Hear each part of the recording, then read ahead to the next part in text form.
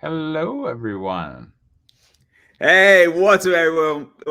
Hey, what's up, everybody? Welcome back to Conversations in Pop Culture, and we are back in the South once again for another season. And I have with me comic creator Preston Poulter. Again, I think this is the fourth or fifth time we've done this at this I point. think So so. welcome Yeah. back. Thank you. Yeah, no, So, mhm. yeah. What were you saying? You go. Oh, well, we were talking off stage, and you mentioned you read Palace One, and yeah, I'm here to talk about the current campaign I've got going for Palace issue 3 on Kickstarter. But you were mentioning that you like Palace One, so I was glad. Yeah, no. I enjoyed it, and what I was saying is that it's very much a D&D themed book, and Yeah. it's got those elements into it where obviously you're not rolling a dice with this book, but it easily follows that vein, follows kind of that turn system a little bit. Obviously, the setting is that way, but I do want to catch everybody up on what is Palace of the Golden Princess because obviously there's issue 1, 2, and 3, which you're Yeah. currently funding on. And I think you can get 1 and 2, obviously PDF format. And Yep. obviously, people who have been watching this show for a while have been hearing me speak about this for what 3, 4 months at this point about Hey, how to get a I, free I'm PDF. ready to re up for another month, Andrew. So I'm your perpetual investor. Hey, it's not till November. It's not till November. Awesome. Um, Fantastic. and you don't have to, but I'm happy to take your money anytime. Okay. It will go to nothing good, I promise. But all jokes aside, I do want to catch everybody up on what is Palace of the Golden Princess for those who are hearing about it for the first time, because everybody comes into everybody's campaign at a different side, and Right. people are exposed to new things all the time. So, what is the basic premise of this book? Because I think it's fascinating. Well, there was a 1981 Dungeons and Dragons adventure that was the first adventure ever written by a woman. Her name was Jean Wells, and at the time, D&D was under fire for sexism. So they're like, all right, this is going to stem the criticism. Here it is, the first adventure ever written by a woman, and it contained elements inside it that they deemed uh, racy S&M, which included um, an evil queen and this female-controlled society, and she was kind of like openly promiscuous, and um, this was a Dungeons and Dragons model kind of targeted towards like the younger audience. So everybody freaked out, and they called her into the office and like, why did you put S&M in this adventure? And it got destroyed. So it's like this infamous adventure. And I thought back during quarantine, um, I didn't have much to do, as with so many of you. So I started playing Dungeons and Dragons over the internet with Doug Tenaple of all people and his kid. And I had this adventure because when Wizards of the Coast bought out TSR back in like, and they were publishing third edition in the late 90s. They had revamped the website and stuff. And they gave away the Palace of the Silver Princess 1981 Lost Adventure as a PDF. And I just downloaded it, and I had just had it, like 20 years later. I'm like, here, let me run this. And in reading through it, I'm like, man, this is just kinky AF. So I thought, this would make an interesting setting for a comic book. And here we are on issue 3. So, Yeah, let's talk about that because this venture to have a copy of it is really, really expensive. What is it like, yeah, 45 it's like six on eBay thousand now? dollars, I think, most recently on eBay. It's kind of crazy. We all made bad investments in the 80s, guys. It's all right. Yeah, Everybody gets one. Everybody gets one. So this is your one, everybody. But all jokes aside, I mean, what is this like? Because obviously we are in 2023. I think you started doing this 2021, yeah, 21. yeah. And what is that like to take a, I guess, adventure in D&D from 40 years ago, give or take, and then kind of update it and bring it into a new format? Because that's what's interesting about it. And I liked issue 1. I haven't read issue 2 yet. I'm looking forward to issue 3 because obviously I back this campaign. Everybody knows me. I don't back anything I Mhm. don't like. So I'm Okay. very excited. I'm very excited where there's plenty of campaigns that I don't like, and I am very selective. So obviously, And we're going to talk about why I backed this maybe a little bit later. There's two reasons. I like the story, but the other reason is we're going to talk about covers in a second, or maybe Okay. 20 now. But what is that like for you? Because I think it is cool when you recycle media and you take a concept and you add a new spin to it and you introduce it to a whole new audience. Hmm. What was the question? Oh, no, no, no. What is Oh, this like to take something that's 40 years old and bring yeah. it into, I guess, I don't want to say more progressive time, but Right. maybe a more accepting time, because obviously a woman themed society and run by Yeah. women, and we are in an age where that is not, where that is I okay. mean, it was back when it was first done. I mean, it was pretty salacious. I remember at the time, and I talk about this on my YouTube channel over at Pocket Jacks Comics. Like Buck Rogers had like these like episodes where Buck ends up on like the planet of like the women who turn him into a slave and sell him off, and I like those. And that was just put out on network television, so it wasn't like necessarily taboo, but it was certainly salacious pop culture stuff going on back in like the early 80s. These days it's I don't I mean the only people who are really like yeah that it's not a big topic anymore. So yeah, people are, I guess, less judgmental, I suppose, than the theoretical 80s audiences, but I wasn't around selling in those audiences, so I don't necessarily know what it was like back then. But generally I think people like the setting, and it's pacing to have more backers than issue 1 or 2. So it's hopefully I'm going to have like around 350 backers by the time it's all done. Yeah, Right now, let's talk about that a yeah, little bit as well, sure, because obviously, I mean, I view success on Kickstarter in three different categories. yeah, Obviously, funding and breaking even is a form of success to me. hmm, Um, and then the other form is obviously delivering your campaign. And right, then the third form, which can be achieved or not achieved sometimes, is obviously more backers and hmm, also more value in backers. Now, right, I don't know if your backer value is increasing. So if your backer value on issue one was $18, and then in issue two is 21, and then in issue three is 24, that's an increase in backer value. I was like, well, I right. mean, other people might have a different term for it, but that's how At, that's the term at I average pledge, average pledge is yeah, another way to look at, and also backer count number is important. right, And so what is that like? Because obviously if you are getting more backers, you're doing something right. Even if the average pledge isn't increasing, hmm, that's okay, because you're getting more backers, which means you're going to get more money. But if right, you're getting more money and you're maintaining your backers, that means you're also doing something right. And if you're doing both, I mean, that sure. means that you're doing something really great. And sometimes, maybe something happens where you do 10 Well, less backers. I mean, So what the is that the like? comic industry uh, has a lot of people who want to get the book and want to spend um, as little as possible, ideally, and then you get occasionally some whales, and just like Magic is talking about like setting up and catering to this, as are like I've been watching a lot of videos on the future of Dungeons and Dragons and how they're going to like this virtual tabletop thing where everyone has to log into a computer to play, and how they're like maybe going to be chasing like the whales or something, because when they look at like these online platforms and whatnot, like a few backers constituted like a lot of the revenue.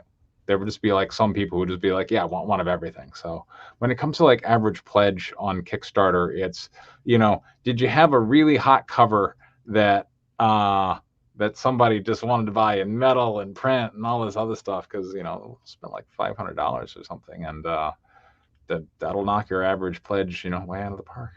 So, but it's trying. I always base it so there's a lot of value in my campaigns.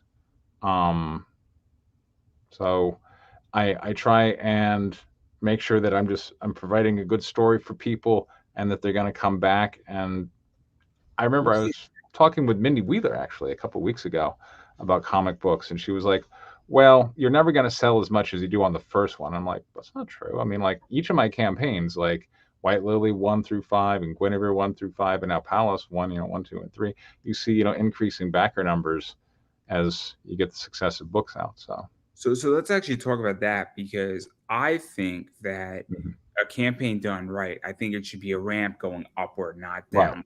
Yes. If it's done correctly. Now, you could have a quagmire, you could have a hiccup in issue 4, for instance. It happens Right. sometimes, but then sometimes issue 5 just slams it out of the park.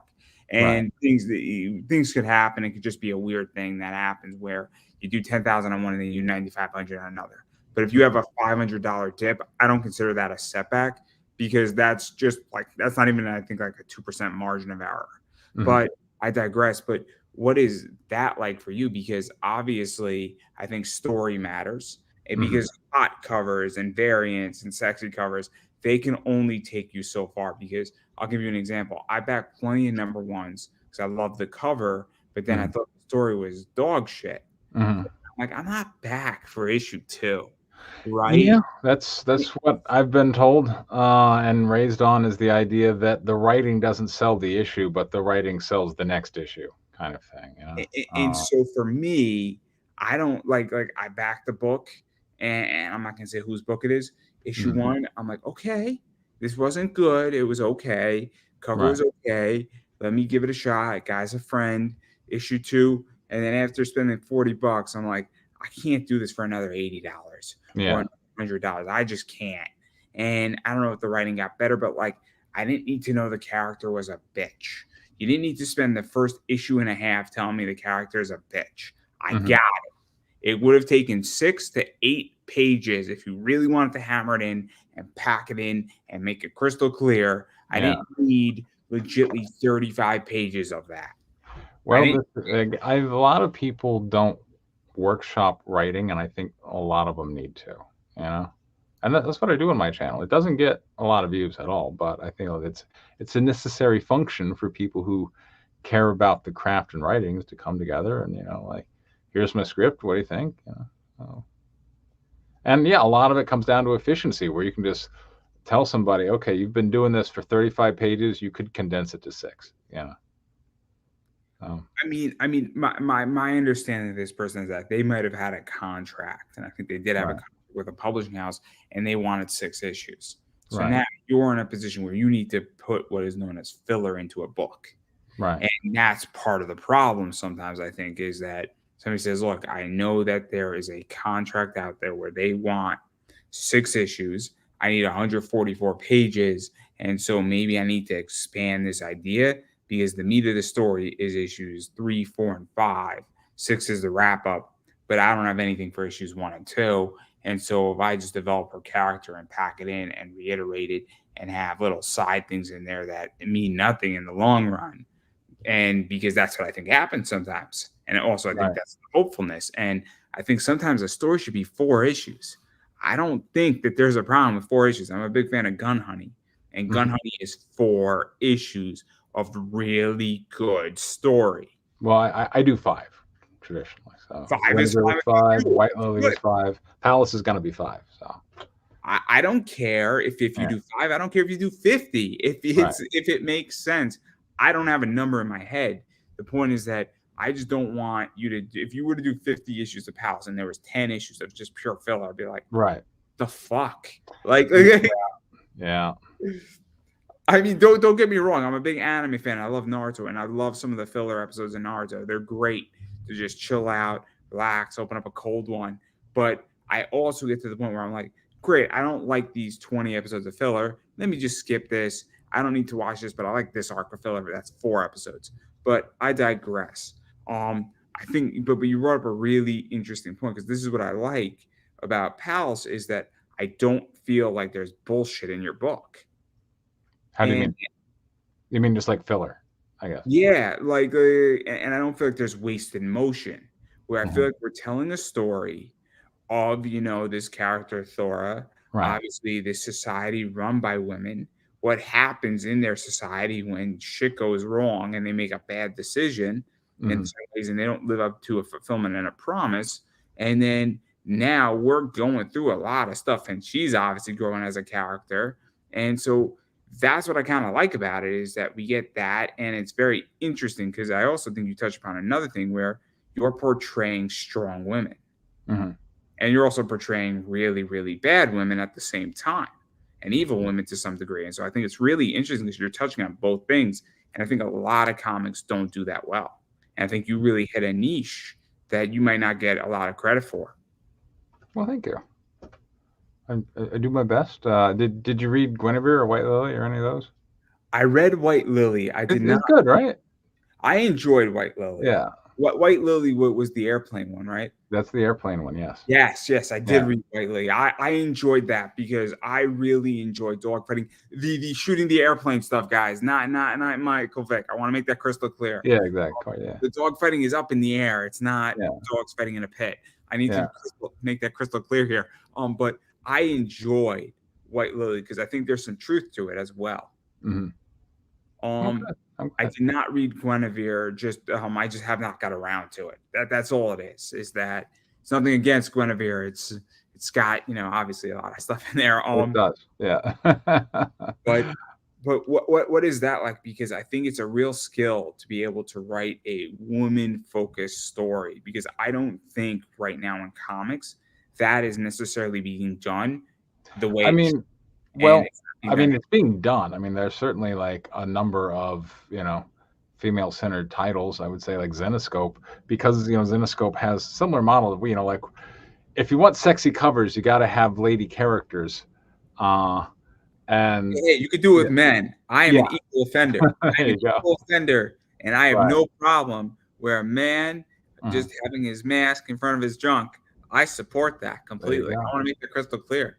I will stand with me. You've got a lot of strong female characters that are written and portrayed to be that way. So I would say that's a big genre. But you're saying like not a lot of people do it well, so I take that as a compliment. Thank you. Yeah, no. Zenoscope does it well with certain characters, and we'll call it what it is. Where I think they do a great job with Robin Hood and Van Helsing. I think they sometimes hit and miss with Cinderella. I think they sometimes hit and miss with Sky. I think that they hit and miss sometimes with Wonderland. Wonderland, though, is also a unique beast in that regard. But I do think that Robin Hood and Van Helsing with Zenoscope do a great job. With strong female characters, and you got the sexy covers and all that stuff. But I also think that there's a lot of writers out there right now that just are really bad at writing female characters. And I don't think that, and I'm going to say something, and I don't think they understand how to write a strong female character and how to capture the sexiness of that character, which I think you capture, but also the badass element of it, and how, there's a bunch of songs by Heart that talk about this, where, and I think that's what's missing is that you could have a female character wanting to be sexy, looking good, but kicking ass, but also want to go home with a man, if that makes any sense. And I think that's a unique thing that a lot of people are missing in their books. I think it's a problem. And I think that Paths of the Golden Princess, tackles that in certain ways. And I think it's really interesting. Well, I was going to say White Lily certainly does as well. Yes, it does in a lot of ways. Right. So, awesome. But yeah, if you want, we can go over the campaign and the. I shared. Yeah, we could show the campaign. Yeah. So here we are. We got a week to go. 255 backers. According to backer tracker over here, it's due for 11 grand. So here's hoping. And I would like to tack on another 100 backers here and end up around 350. That would be good. So here in this Kickstarter, we see here's some samples of the interiors, so you can kind of see the artwork. And I've introduced we've got a female-run society, but what about the classic pillory where you're kind of leaving people out for being punished, and that was how they used to do it. And I'm like, well, what would that be like in a female-run society? So here, this guy's in the pillory, and it says mansplainer, and Thor and Gretchen are going to have some fun with him, as we see kind of in this cover by Whiskey Paint, and that's limited edition. And there's we're gonna talk about the covers. We're gonna talk about the covers in a second, but. What is that like? Because obviously this is now we're getting into that stuff. We're getting into a lot of other decisions that have been made. Yeah. And what is that like to have fun with things? Because I'm into to some interesting things, and I obviously like, flipping things up on their side and shaking up the bottle and see what winds up on top, Yeah. winds up on the bottom. And I think it's interesting to do that because comics to me are the place to do it right now. They're cheaper. Yes. Yeah. I feel comics is it's a wonderful medium to tell stories in, and I get to march to my own drum over here in the corner, and uh, I'm going to a con this weekend. I went to like 27 cons in like a year, so I'm gonna slow down next year. But I do a lot of conventions, and I get in front of people, and I see what sells, and you form an audience of people who just like the stuff you're putting out, and I'm happy. So So let's actually talk about that because yeah, comics, and I think on the indies in particular, especially if you're going to cons, is very interesting because you can get direct feedback. You can see what yeah, other people are doing, and you yeah, can see if something works at a con, if it doesn't, and you can say, "Cool, this worked, this didn't." So mhm, obviously, I'm privileged where I'm in the space of buying and selling on eBay. You sell a lot of books as well. And so I get to see what works and how companies and a variety of companies are doing it. Like I look at Zenescope, I look at Big Dog Inc., I look at Mount Olympus, I look at Merc Magazine, and I'm mhm, like, cool, these covers sell out within minutes in these companies, and these covers don't. And right, why is that? And then I question it, I look at it, I say, cool, if this cover doesn't move, I like that cover for my personal collection, but I don't like it for my business. right, Why did cover A work really well, and why does it fetch $75 when it's a $15 cover that I bought right, 5 months ago and now it's sold out? And then within a day, it sells out on my eBay store. And so, right. what is that like for you? Because, obviously, when you bring the first issue, the second issue, and then you're like, cool, these three covers I sold out at this con, then you go back and you look at, issue two and then issue three. I mean, you're Mhm. getting direct feedback. And I think it's very important to understand that. And so, what is that like? Because I think it's fascinating on a business level. I mean, I've got a minor in psychology, and there was a fascinating documentary that you can actually watch on YouTube for free called like the Century of the Self or something, but it talks about Freud's nephew Edward Bernays and his huge impact on advertising. And Bernays really focused on kind of appealing to like the Freudian subconscious. Like one of his first projects was encouraging women to smoke, and he did that by getting these women at a suffragette movement to like smoke while they were during the march, and he was calling these were like liberation torches or something, and some woman got photographed in a magazine smoking, and then it caused more women to smoke. So like he was good at like you trying to get people to consume products to meet some unexpressed need kind of thing. And here with Palace, I get to put the stories down and the art down and find what sells, and a lot of people like this cover, or kind of these powerful, sexy women. I see that people respond to them, they buy them, and not just men, like a lot of women. I have a fair amount of lady fans, and they buy artwork too, and I appreciate everybody. So I know that this setting is popular. It's also rather risque, but hey, it's gonna get over 300 backers, and I'm happy. Do So you feel though that we are in a movement where a lot more people feel comfortable saying, "Hey, I'm interested in this stuff," both men and women, and right. then because 10 years ago, I think obviously there was a lot more stigmatism around Mhm, this. I was speaking to somebody who's in the adult industry, Bella Rockefeller, and mhm, we were speaking about COVID, and a lot of people during COVID found out a lot about who they were because they spent time with themselves.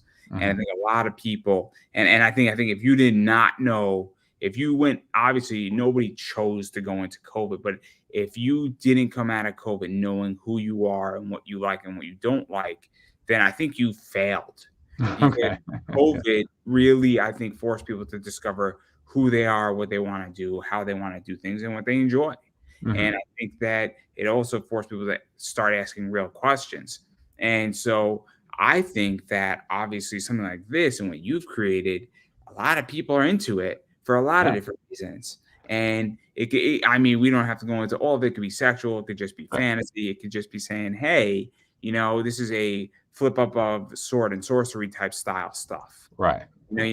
Saying I just want an alternative history to some degree or an alternative reality. And so obviously that's something that I think is really interesting that you've done with this, that I think COVID has really helped this type of book massively. Well, I'm glad. So I'm glad you're yeah, making money with it. I mean, I it's know great. I am. I love my work, and I'm glad I have fans. So there you go. And then and then Um, and mhm. then I do want to even go further as well, because obviously I do want to talk about these covers, because obviously I was speaking Oh, to hold on. Steve. Let me bring those back up again Oh, no, then. no, I got them right here. I got them right Okay, here. cool. Okay, all I right, got go. I got Oh the yeah, good there we ones. go. I got the good ones. But I was Yeah. speaking to Steve Streetman, and he does a lot of what I call bad girl art and sexy Mhm. covers. Yeah. And what we were talking about is that men appreciate these things and Mhm. women, and so do women appreciate Mhm. other women. And no, it's not gay or lesbian. Mhm. You can appreciate the female body as an art form. So I think this is, though, cover A is right Yes, here. that is the main retail cover. And now usually the main retail cover is done by the team that does the interiors of the book. But Ediano has been really slammed with dynamite doing Killer Instinct. They're doing a comic book over there for Killer Instinct. And I love the way he draws. And he did the first two issues, so I wanted him for the third. So this was the first chance he had to get free, and he banged out issue 3 for me, but I didn't have time to do a cover. So this is Miss Sashi, who's she's been a tremendous artist, one of my most popular when it comes to selling prints.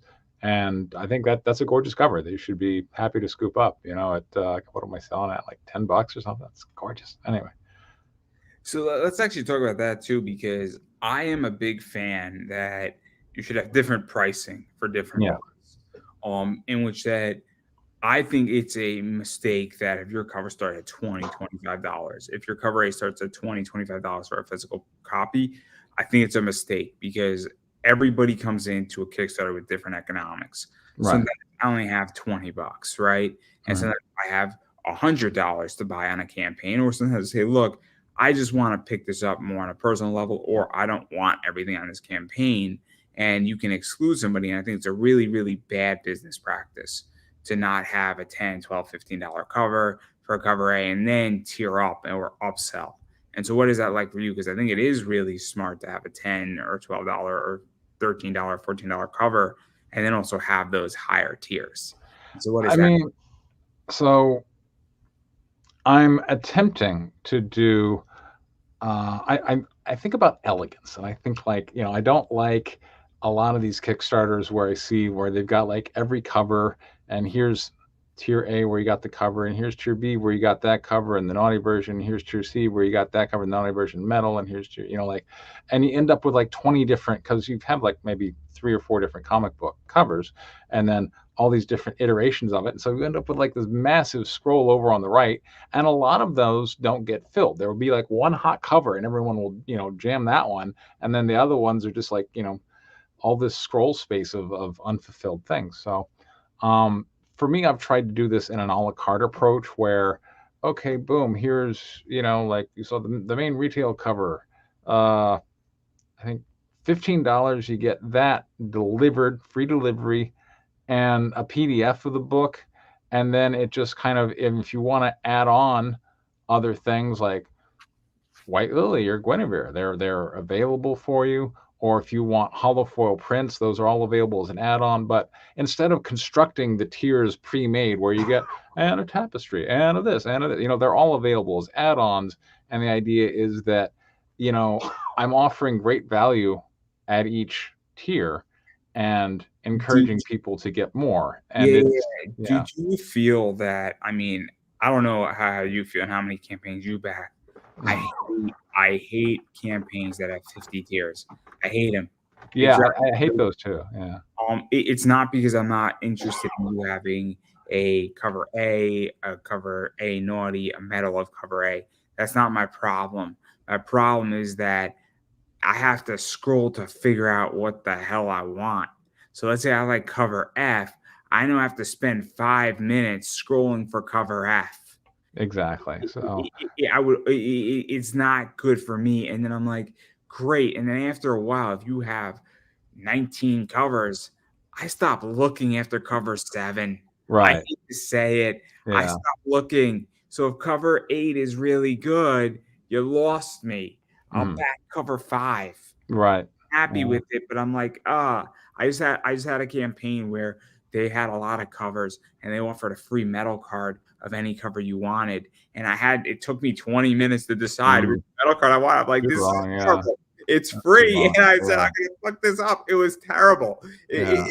But like the problem is that there was too many choices where there was legitly like 50 choices. Right. And And there's a book out there. I forget the title of it, but it's about um, studies where if you offer 10 options to customers, you end up making less revenue than if you only offered 4.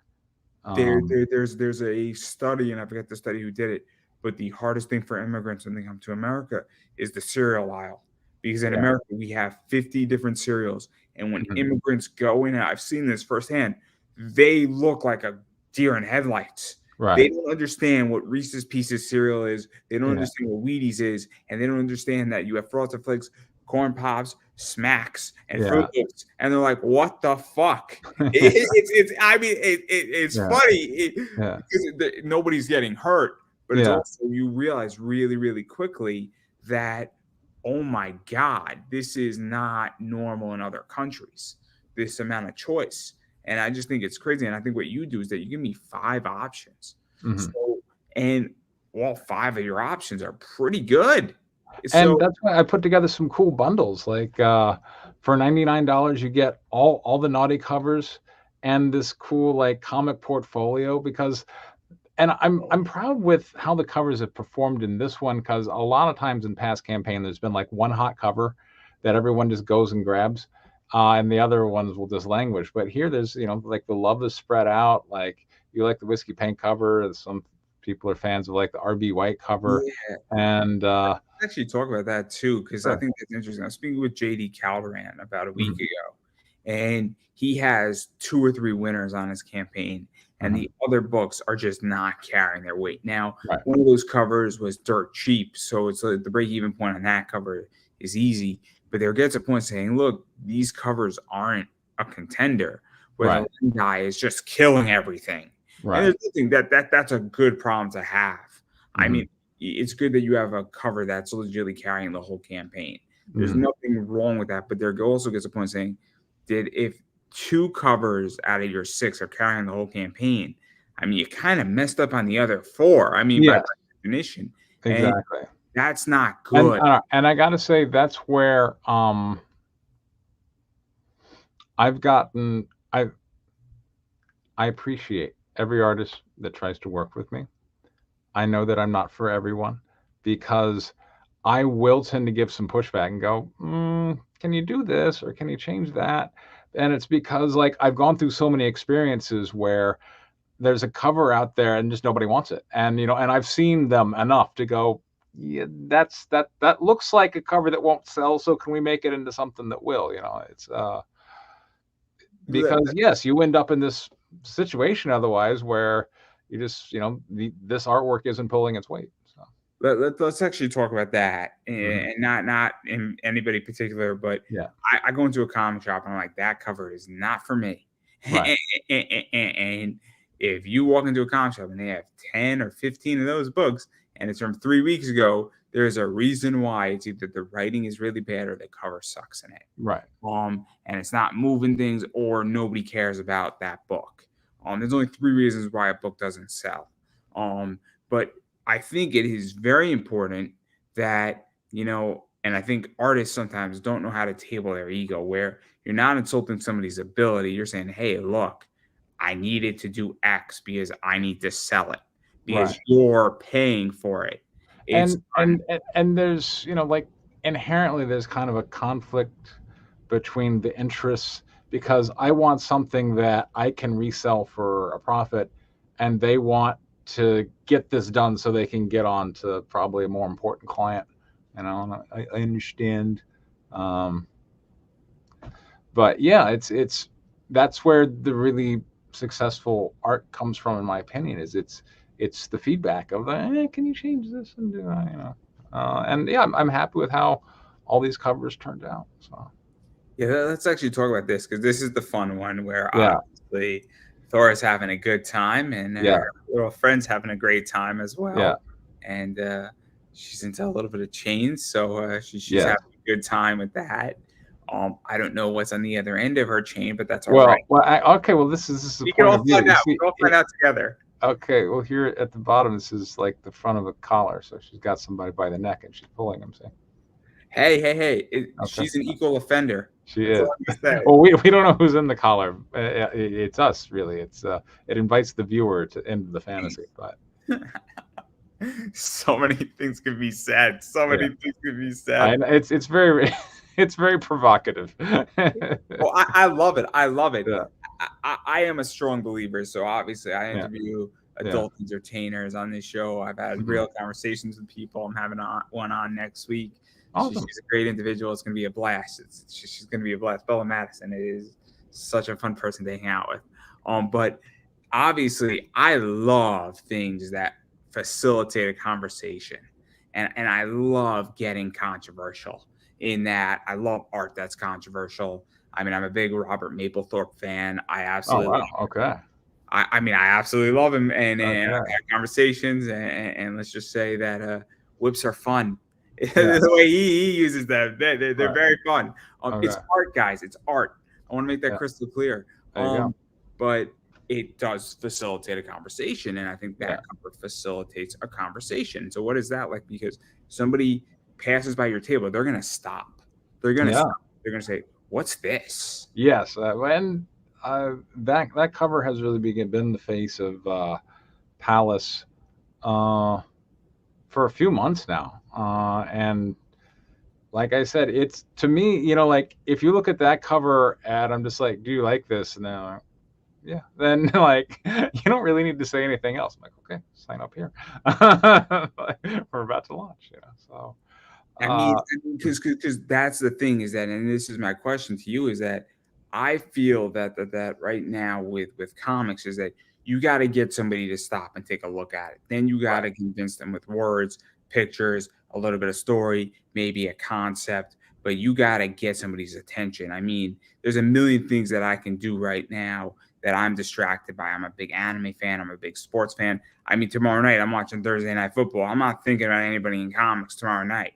On right, Sunday night, I'm not thinking about anybody in comics. And uh-huh, so, in order to get me to back your campaign right now, everybody, you got to make me stop with something, right, whether it's the concept, whether it's a cover, whether it's just because I know you, whether it's something else. I mean, same thing with an interview. I mean, you got to get me hooked somehow. uh-huh, And if you're at a con, and this is just my thoughts, and feel free to correct me if I'm wrong. I mean, cons are very visual. Whatnot is very visual. And if uh-huh, you want somebody to buy something from you, I mean, visual impact is a big deal. And that cover in particular, this one, I think it uh-huh. really says, cool, what's going on here? And who's in that collar? Who's behind or Right. connected to that chain? And And why are they? Tom Hutchinson and I, we talk about, we talk shop, and he once said, "Don't try and tell a story with the cover, just character and a background." And for the most part, he's right. But this one I've been happy with because the cover does tell a story, but it's still provocative and it's popular, and I think there's enough there on just a glance that kind of pulls you in, and then after you're looking at it for a number of seconds, you start to notice details that put together like a broader picture. So it took a lot of back and forth with the artist on that one, and I was really appreciative of them working with me. So good And job then with your paint. Yeah. there's also a nude version of that one, I There believe. absolutely is, yes. So And obviously that's a different story for all of you who I yes, um I digress. And then obviously speaking about Tom and just mhm, doing character work, this is the cover that I like a lot. right, I'm not a nude fan. I know there's a nude version of this, but there is. I just like the whole thing with her with the crown and Yeah, what's going on, and I kind of just like it because I actually like it clothed because I find it to be provocative. I find it to be sexy, but I don't yeah. find it. I find it to be tasteful, if that makes sense. Yeah, like it's classy. you know, and which I kind of like. So yeah, I was happy with how that cover came out. I'm thank you for patronizing that cover. So. Oh yeah, no, no. Again. I don't back a lot of Kickstarters. I do not back people's campaigns that I do not like. So if Right. I don't like your book, I might interview you, but I probably won't back your book. I am known for that, where I actually have to like your product, Mm-hmm. to actually buy a physical tier. So I'm very excited for that book. I'm looking forward to it in my personal collection. And then RB White was on, and I like RB Mm-hmm. White, Yeah. and I kind of like this one because this one's kind of fun. And Yeah. obviously, this to me is fun. It's not, I feel, a serious cover. I feel it's Yeah. a little cartoony, a It little, is. It is a little cartoony. Yes. and I like it because it's just a different style. It's a little bit playful, in my opinion. And Yeah. there's a little bit of a story going on here. There is. Yeah. It's very similar to the whiskey paint cover. With the pillory and yeah, like look, some people will appreciate certain angles, and I try and help everybody out. And is there a nude version of this one? Because I know RBY. There absolutely is a nude version of this one. Yes.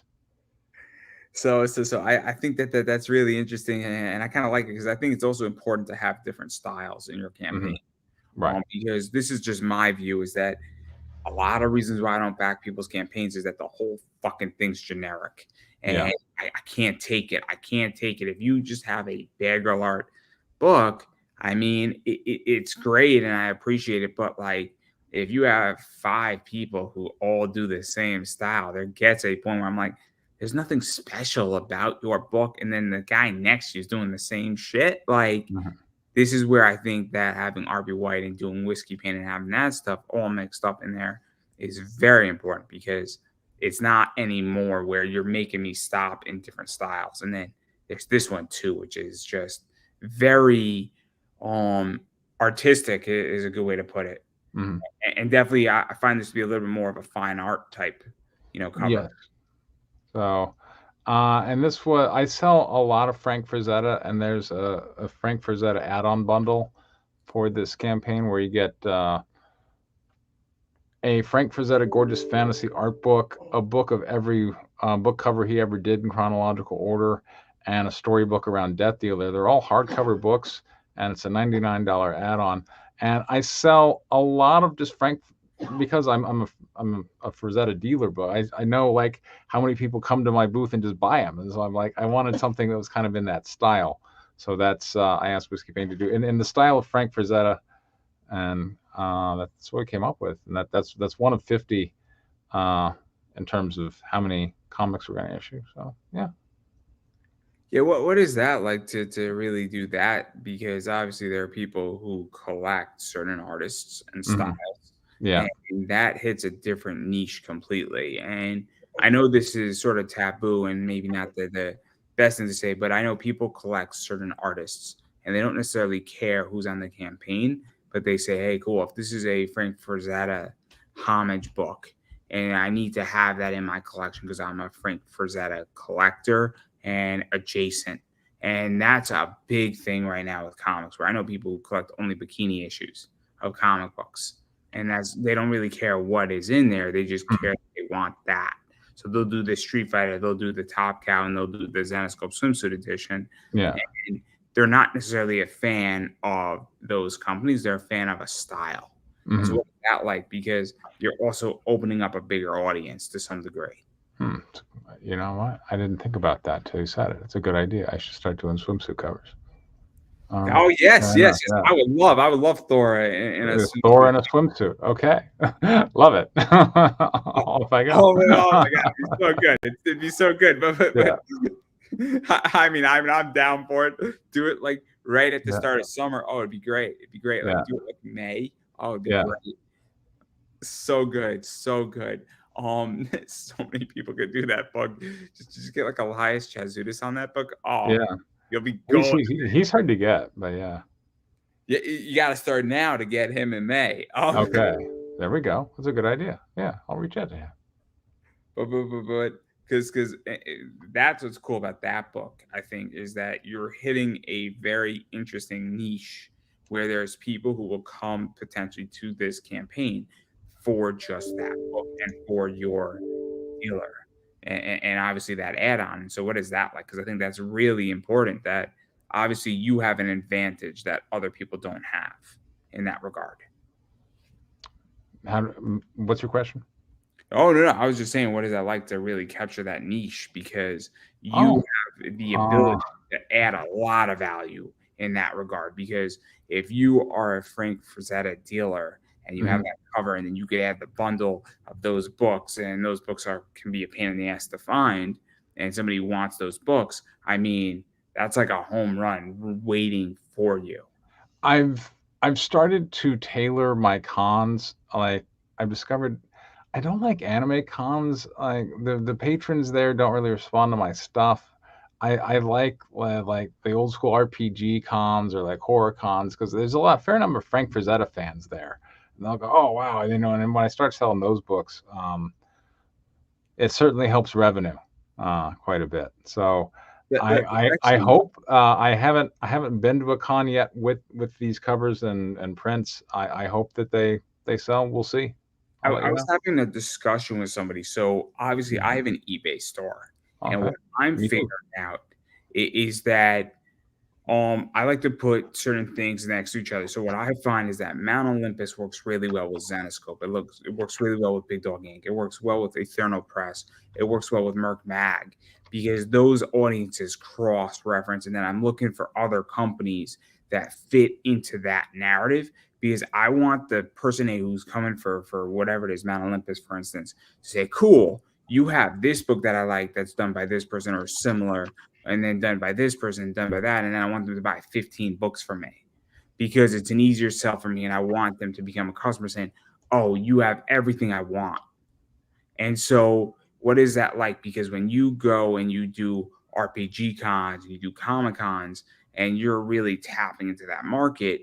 And I think this is something that a lot of people in comics don't understand is that if you want to be in comics, selling your book is difficult just alone. You can make money doing it, but it's a long journey. Or you could pick up other people's content that works well with your content and then actually break even and make a profit and do this full time. And I think that's something that you've tapped into. I think your model is smart. Thank you. And one of I work with other people, and one of them is having a very successful Kickstarter right now. And I guess I'm a bit chagrined, but a lot of the people that I mentor go on to make more money than I am in Kickstarter. So John Lamont's campaign just crossed $7,000 after 2 days. It's Angel of Darkness 4. But I'll consistently buy some of his books to do my own print run on. I've done that with Tom Hutchinson, with Wicked West, and for that matter, Princess versus Zombies #1, which has been a great seller because it had Whiskey Paint do a Snow White thing, which Tom used himself because he loved the art so much.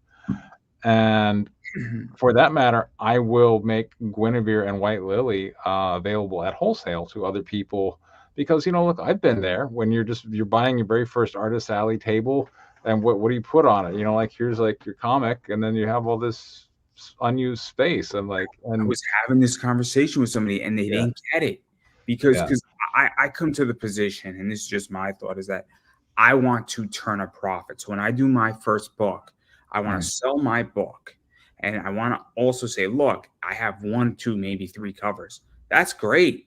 I want to sell it. I'm going to sell myself, but I want other things there too because I don't necessarily need to make a profit, but I want to break even at the very least. And I think this is where people say, but it interferes with my book. And I'm like, yeah, it technically does. But do you want to break even? Do you want to have a little bit of an easier road? And you can always pull back that stuff later on and mm, bring more of your stuff when you have issue 2 and issue 3. But when right. you're first starting out, how much capital do you really have? And Hmm. that's the whole thing, is that I think there's a And disconnect if with. you've got like one issue or even one issue and a variant cover, how are you going to make table? Like it's tough. And so I like I was trying to explain it to somebody and they just didn't get it. And I'm Mm, like, and I don't have a book, but I'm like, I got it immediately. mm. Like to me, this doesn't seem that difficult. So Where I take some pride in that White Lily and Guinevere have been consistent sellers for these other, comic book creators who aren't even there to pitch my story. Like my books are their backups. Like they're there to pitch their own stuff. But John Lamont tells me, like Guinevere and Whiteley have been consistent sellers for him. I know Larry Holder up in Canada. He's been selling some for me, and I appreciate it. It's a win-win for everybody. So I just think it's interesting. And then obviously you mentioned the portfolio stuff, the yeah, noise, nice. Obviously, you got the Frank Frazetta add-ons. Anything that anybody wants from Pocket Jacks can be achieved, I think, on this campaign for the most part. So somebody wants something, obviously, and if it's not there, I'm sure that they could reach out to you and you exactly. guys can figure it out. But this is where I think you are absolutely brilliant in so many ways because you understand business and you understand money.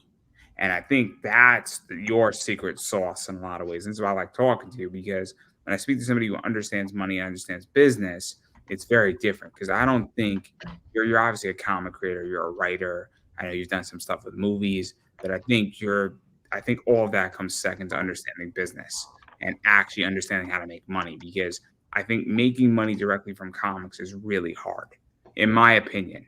I think what you do Tends to be, yeah. combination of a bunch of stuff where great, you're selling Tom's books, you're selling somebody else's books, you're wholesaling to people, you're buying some other things, you're doing your variants, you're taking somebody's print run, 100 or 150 copies of that.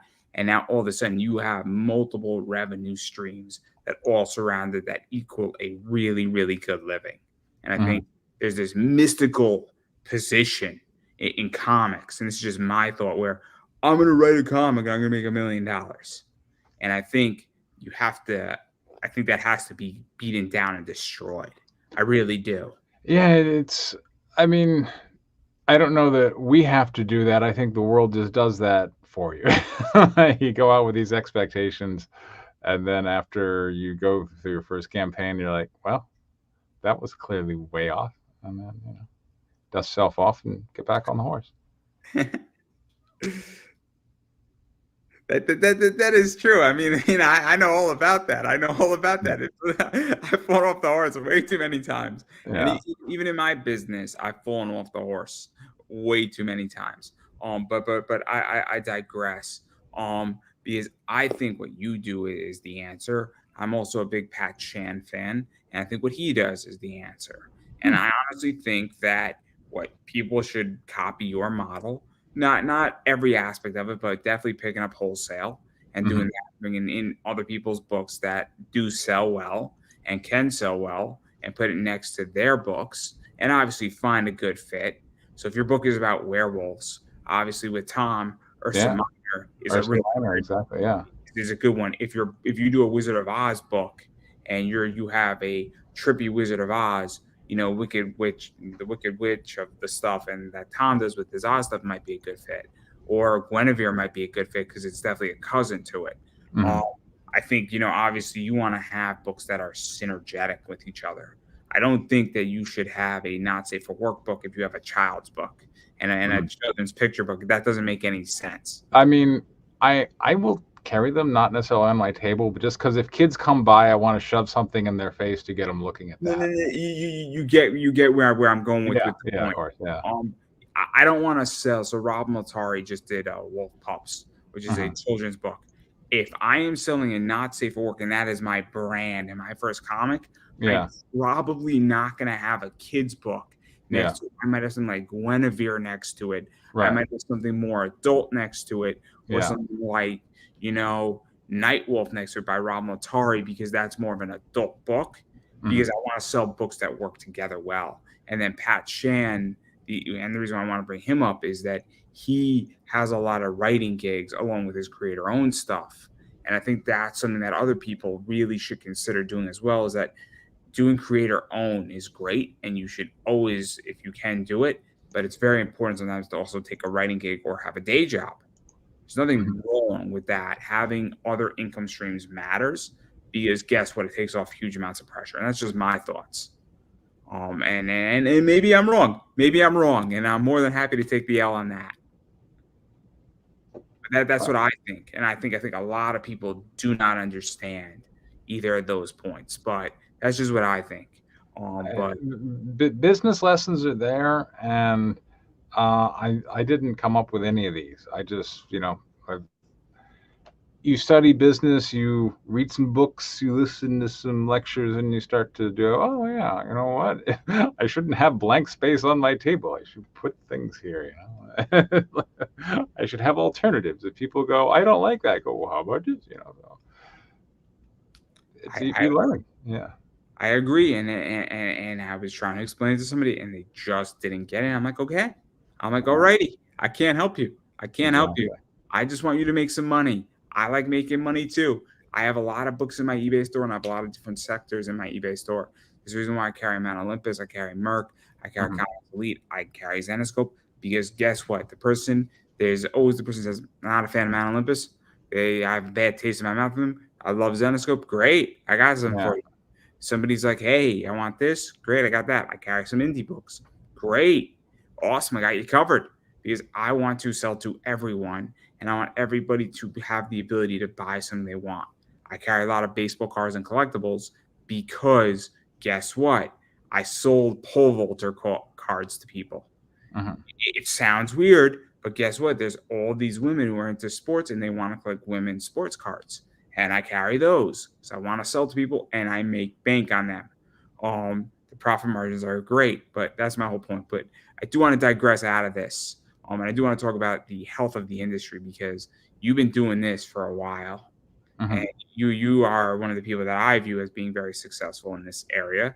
And I'm curious how you feel where comics are in general right now, and even indie and even I mainstream. mean, I don't focus on uh, the big two in terms of like their comics, so I can't really talk about how Batman and Spider-Man are doing. I just don't know.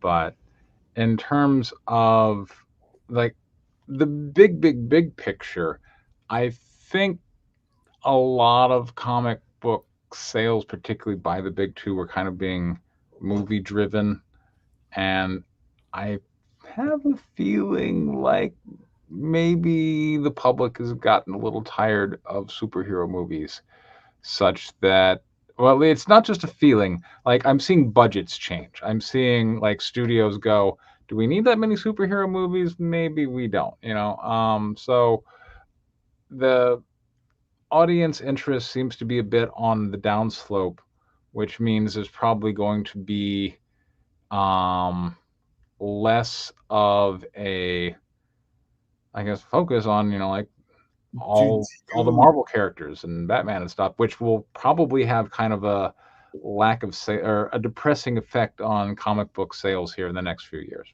That's what I would say. see? I have said this before, and I've been very public Mm. about it. Where I view Marvel and DC as IP farms. Right. I see them where they are testing ideas and throwing spaghetti at the wall and seeing what sticks. And they will push out 50 issues of a book. And I made a post and I got some criticism for it. And I think it was a little unjust where I said it was a joke a little bit, but I thought there was some truth to it. Where when you buy a DC book, you are reading a future movie script, a first Mhm. draft of a future movie script, which I think is a little bit true. I mean, I Sure. think there's elements of that where they're just testing ideas. I mean, if you're reading one of my book, you're reading a few. I mean, yeah. I mean, I would love to make them into movies. I And, make movies, so. and so my thought process was that they'll test 100 issues of Batman over 8 years, and then they'll take 10 of the ideas that are tested in there, combine them into something, and put them either into a movie that then will get revised 15 ways from Sunday, or they'll put it into a video game, or they'll do something with it that is worth a lot more money than comics. And that's what I think Marvel and DC does. I think they're doing it with mobile games right now. So, Mhm. I mean, my take on the big two is that they are going really heavy, and I think they're going to go heavy into video games in the next 5 years. I think they really are, and I think that's where they're going to be playing because I think that's where a lot of the money is, and Could be. I just think that's where they're going and they're planning to follow. And and then I mean I'm curious how you feel about indie because a lot of people Indie, it seems like, I it's mean, struggling I and not also manage a bit of money in portfolio and study the economy. I can tell you that the 10-year Treasury yield has crossed over 4.6%, which is, I'm aware of that too. yeah, very I'm high level of excited. interest rates. And I make a lot of money when the economy turns down. I am what is known as a contrarian investor. oh, me too. Okay, great. There I, you I've made a lot of money on WWE. I've made a lot of money on L brands, and go. I, Yeah. I'm gonna sound like a really bad person, but during 2020, in those 53 days, my Wow. portfolio went down by 40%, and I pumped a lot of money in, and I'm a lot better off for it. So There you go. I've been through hell, to put it nicely. I But need to. I think a lot of people have at this point. Like it's the interest rates on credit cards have gone up. The cost of living has gone up. The ability to sell your home because interest rates are so high has gone down. And we're starting to see a decline in overall employment. I want to say, like, we're starting to see like those numbers tick up. So I feel like indie comics on Kickstarter and whatnot is seeing some of that, and also like the declining interest in the superhero movies might be trickling down. But from what I hear, it's tougher to hit your numbers on Kickstarter like you did last year. That's what I'm hearing. So, Do you also feel, because this is how I feel, mhm, right? Is that there is more competition where mhm, I feel that there's better products on Kickstarter, right? So right. I have a finite amount of money. So obviously I back one, two, maybe three projects. So I backed your project and then I backed somebody else's project on Kickstarter, and I might have one more, right? And Right. I have a pretty good idea whose project it's going to be. So I pick and choose what I want. And I think I backed one project in September that's not even a comic project. It's a card project and it's a fun one. It's like Yeah. a Halloween, 18 to 21 plus cards. And I'm a big card collector. So for me, that's a lot of fun, right? And it's fun because it's Halloween, it's October, they're gonna be coming out soon enough, and I love it. But my point is that I find that there's more competition. I, as a consumer, have more choice. And I also feel that there's other things outside of Kickstarter. I mean, Comics Elite just did Princess Leia with Shikari. And I Hmm. hate to say this, but I spent $200. And Hmm. so now all of a sudden, I don't have $200 to spend on Kickstarter, but that's Right. competing directly with Yeah, I Kickstarter. mean, there is more competition, I guess, in the sexy cover marketplace. But yeah, I I it, just meant collectively in comics. I feel that mhm, there's more competition outside of mhm, just yes, Kickstarter, crowdfunder, Indiegogo, and then on top of that, I mean, I hate to say this, but my time is very valuable as well. sure, Where I'm a big anime fan. I'm watching football, so on Mondays and Thursdays, I mean, just on an interview basis, I'm not interviewing anybody on a mhm, Monday and Thursday. If you hit me up on Thursday, say I can only do Thursday, I would say, well, we're not going to be doing an interview till March. like, right, because I'm watching football on Thursday nights. And so I also feel bars are back open and other things. So now all the stuff going on there, so that way, mhm, because I don't think it's anymore just that. I think there's other entertainment options. mhm. But that's just what I think. I mean, I'm curious what you think, because that's what I view on this, and I just think that for first 2.5 years things weren't open. Mhm. And so we've seen that bump up in Kickstarter. Now we're seeing it potentially decline or maybe level off, or maybe a bunch of people were. It's I No. I would encourage people to prepare for some tough times ahead. So I think we're gonna have a bit of a washout in the industry. That's what I'm expecting. I don't disagree. And I think it's going to be very, very interesting. And I think we're going to find out what people are made of and what people aren't made of in this Mhm, industry. I think it's going to be fascinating. I think it's going to be very interesting. And I think that it's going to be interesting what happens to big companies, and even some of these like imprints. I mhm. mean, obviously, I think it's going to be interesting how they adapt, and I also think we're going to find out who really is functioning well and who's not. Yeah, And exactly. yeah, I mean, there's things that we can and can't say. Obviously, we've seen a lot of things happen. Mhm. Um, I mean, I'll throw a name out there that I think is relatively safe to throw out there: the Frankie's Comics bankruptcy was a pretty big shock, I think, to the system on a retail level. Which one? Frankie's Comics. Oh, I didn't hear about that. They went bankrupt. Okay. And so they they were having some issues, and it started in 2022, and they were very variant heavy, and they owe over $1 million in debt to, I think, like 200,000 to Penguin Random House. I think like 150,000 to like PayPal and Shopify and a bunch of other people. And that's a real issue because they owe a lot of merch to people. And so I mean, it's a disaster, to put it nicely. And they owe some people like $1,200 worth of books. Wow. They owe me like $50 worth of books.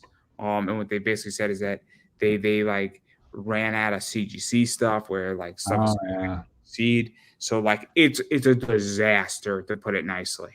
And a lot of people have been sort of screwed. If you paid for a $200 CGC book, well, they can't really CGC it.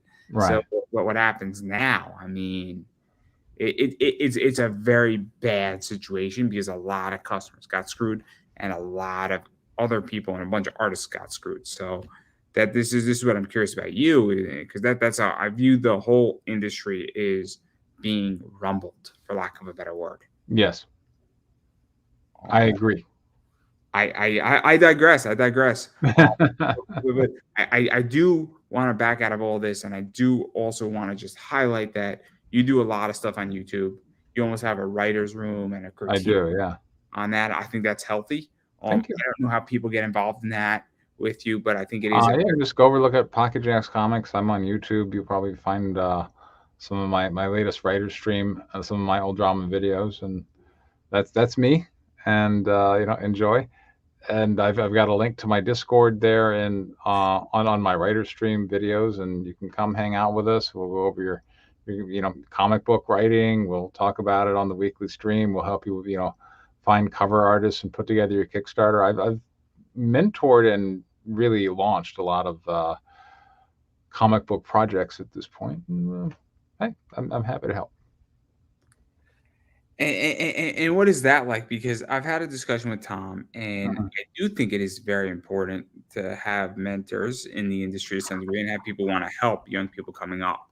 And I Mhm. think that there's a problem where I think a bunch of people in comics hate fucking doing that. And I think it's weird, where I've interviewed all of these top professional people like Danny O'Neill, Tom Mhm. DeFalco, Paul Levitz, and they're happy to do interviews, and Chuck Dixon, they're happy to do interviews because I think they want to help the next generation, and they want to talk to the next Right. generation. And then some kid just did his first Kickstarter. He's like, yeah, it's gonna be $20, man, for me to be on your show. And I'm like, what the fuck? I'm like, who the fuck are you? Right. And so what is that like? Because I think it is very, admirable, and I think it's also very important that there's mentors in this industry who are happy to help people. And I think it's a problem, and I think it's definitely done damage to the system when people don't want to provide support and help, and even a little bit, or even advice. Like, I find it a little kind of fucked up, for lack of a better word. Yes, but I think the comic book business is allowing people to become entrepreneurs for the first time, and something that I always kind of enjoyed, for a relatively modest investment of money. And sadly, like they don't have a boss there controlling their behavior anymore, and you find out a lot of people are just kind of selfish and out for themselves and don't really want to help you. And okay, that's just the reality of human nature, as we find out people's characters. So yeah, like a lot of people don't want to help other people succeed in the comic book business. Big surprise at this point. Yeah. I was shocked too. I was very, very, very shocked, very disturbed, because it was a very upsetting thing that I learned. But I also found a lot of people do want to help, and I found that oddly enough, it's interesting who wants to help and who doesn't.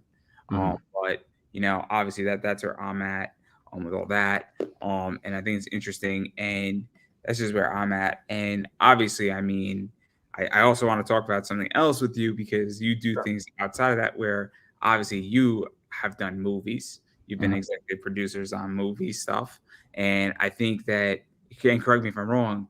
I think you've taken people's movies, and I think you've kind of taken over some elements of them and things of that. And obviously, I forgot who did that too. There's Not yet. I haven't no, I've only produced 1 movie so far, and I'm working on, putting together my second, but I'm way more established at this point in comic books than I am in movies, but so, yeah, I don't necessarily have a lot of wisdom to drop on the movie front just yet. but what is that like to enter that space? Because I think that's really cool because a lot of people, I Yeah. hate to say this, but like they start off as a screenwriter Mhm. and then they realize that it's really hard to screenwrite and Yes. jump into Well, comic. I mean, it's hard to sell a screenplay. But for that matter, it's also hard to sell a comic book script, if you write a comic book script, you go to any artist and go, "Hey, you're an artist, here's a comic book script. What do you say you draw it and we'll split it 50-50?" They're usually gonna go, "No." And, like, artists, tend to feel, I think, that, the writing part is easy, particularly I think in comic books where they feel like it's all about action poses and cool character designs, and why do I really need plot elements to connect these things together? That's just superfluous. Uh, but I don't know. What was your question? Oh, no, no, Yeah, no, no, no, no. I just think that a lot of problems in comics is that you yeah, have a screenwriter writing a comic and a screenwriting and a movie has different tools than a comic book has. yeah, And I think sometimes people need to sit down and say, I'm writing a comic book, I'm not writing a movie. yeah. Because I've read comic books. And look, I enjoy watching movies. Don't get me wrong, I enjoy watching television, but I also get to a point saying this is a comic book. It's not a movie. So, but that's just how I feel. But again, I haven't written anything, so I probably should not be talking about this. I can only talk as a fan, but that's how I feel. But I think it's really interesting because you touch on everything, where you've done every aspect, where you've done obviously executive producing on movies, you're working on some other stuff in that space. You've done obviously comic book stuff. You've sold a bunch of comics. You do wholesale. You take people's books. You do print runs, and this is where I think that you become really, really interesting in that regard because you've done almost every aspect of this business. I don't think you've drawn a book yet. I don't Thank think you. No, I've shied away from the art part, but I do design like that pillory cover you were looking at. Like, I went back and forth with whiskey paint, and we really designed what that looks like as a three-dimensional object before we did the cover. Like, I designed this thing that didn't exist, and kind of conjure it into existence. And then once he did it, I was able to refer like RB White and other people. It looks like that, but so yeah, it because was a lot of fun. So I think this is what makes you a wealth of knowledge and a wealth of wisdom in a lot of ways is that great when somebody has done so many different aspects surrounding comics and in comics and components of comics, it adds credibility and it adds a lot of, I guess, saying, hey, when something comes up, this is how you handle it. And I think it's very important and I think when people want to do something, obviously you have to look at successful people, and obviously you're successful in a lot of ways, with your comic books, with taking people's print runs, with executive producing, and then also just turning a profit and selling comic books. And I think that's something that is very much underappreciated when people are successful, and I think people forget that who's successful and who's killing it right now and who's doing a good job, and I think that's something that people should look at you for. I really do. well, thank you. I appreciate that. Obviously, I mean, we covered a lot of stuff, and I can We go on. did. I can keep blowing smoke up your ass, but Well, there'll be another issue of Palace coming out soon. So I watch for that. believe Yeah. everything that I'm saying with Thank you you. I 'cause I appreciate that. do think that obviously you've done a lot of stuff, and I think that people should look at you and they should copy elements and certain components, depending on who they are, because everybody's a little bit different. But I do believe that people should copy what you've done, and because I think you've done a great job with this. But I do want to give you a chance to promote yourself because I know you got obviously Palace of the Golden Princess, which is being funded on Kickstarter. I did back it, so if I backed it, Thank you. I appreciate that. Yeah. I'm reminding people because I Palace don't 3 back. on Kickstarter right now. We got one more week. We got some gorgeous covers. And after that, Ediano should be done with Killer Instinct and be able to finish issues 4 and 5 going into like the early part of next year. So, and then we'll have another trade paperback under the belt. Yay. And then obviously you do Guinevere. Yeah, and then a sequel to Guinevere. Like Guinevere's been such a good seller for me. And other people. I'm glad. I'm curious, like if Palace will be like that way, or if Palace will just be. I don't know. I wonder, like, is Guinevere or Palace going to be more popular? Because they both got some sexy covers, but they're obviously very different. They are. They Yeah. are. But obviously White Lily as well, and then just Pocket Jack Comics has a lot of stuff in it, and some of that stuff's hard to find. It's on eBay, so yeah, it's expensive on eBay.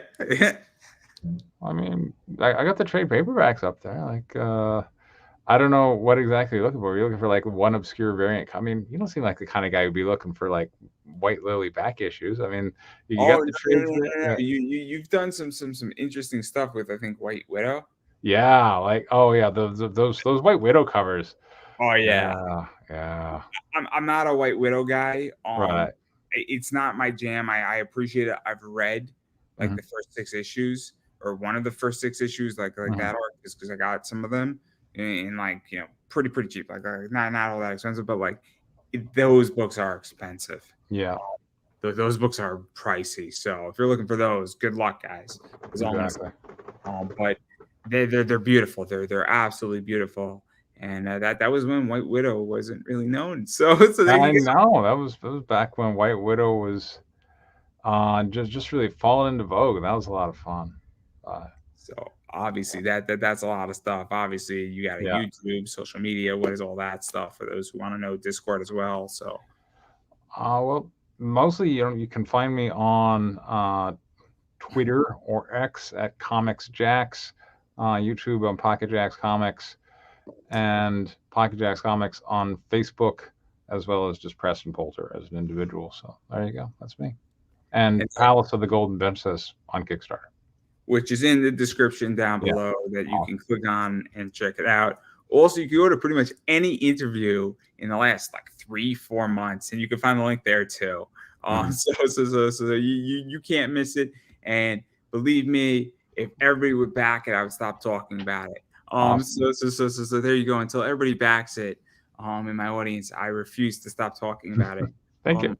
Or unless you stop paying me, whichever comes first. Exactly. Anyway, all jokes aside, I do need to say this, and I will say it again. You have to support indie. I've been saying it for almost 4 years, guys. And what that looks like is backing people's campaigns. So obviously physically backing books. And when campaigns are live, throwing 5, 10, 20, 30, 40, 50 bucks, whatever you can afford or whatever the cover price is, backing those books is very, very important. Also sharing out campaigns matters right now heavily. Facebook, Twitter, TikTok, Instagram, wherever you share out your campaigns. That goes a long way. Talking about it on shows, talking about it on YouTube shows, engaging in content, engaging with people on social media platforms, very helpful. So that's something to keep in mind as well. And then as far also before even about me, also following people on social media matters heavy. And then also the other thing that's important is obviously, sharing out. If I don't already say this, I'm going to say it again, sharing out campaigns. But then I'm going to talk about me and what I do. Obviously, I am Pop Anime Comics on Twitter, Instagram, Facebook, TikTok. I got a lot of content coming out probably starting mid-October. I'm getting back to doing 30 to 35 videos released every single week. Wow, awesome. There's a lot of content coming. Wow, I'm looking forward to sponsoring that. When's that going to happen? Oh, I mean, it's a lot of stuff. A lot of stuff's coming. A lot of micro content's coming. A lot of other stuff's coming. So be prepared. A lot of clips from interviews. And I'm really big into that. So there's a lot of stuff coming out in micro content. Super fun in that regard. A lot of TikToks are coming, so that's going to be a blast. Okay. A lot of old interviews are actually being re-released from 6, 7 months ago, so you can recatch them because stuff gets buried on YouTube very, very quickly. So that's something to keep in the back of everybody's head. As well as some other cool content that has never been released is coming from another show, probably from the vault when I first started. So those interviews are going to be really rough, but that's like when I first started. So everybody's going to get a chance to hear me at the very beginning, and you could cringe with me, everybody. You can cringe with me.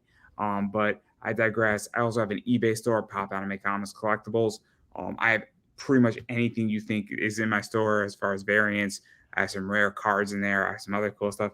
I have a Deion Sanders Coach Prime card in my eBay store. So if you're rooting for Colorado, and then they're gonna do great. They're gonna do great on Saturday, everybody. So yes, I have those in my store, and so you can check out my store. And if you're looking for rare books, I got them. Awesome. A lot of sectors. And then that's pretty much everything I got. So yeah, that's pretty much everything I got as I stated, and I'm gonna give you the final word. Thanks so much for the interview. Look forward to coming back for Palace 4. Well, we're gonna happily have you back for Pals 4, and I don't think I could have said that any better myself, everybody. And that is a wrap.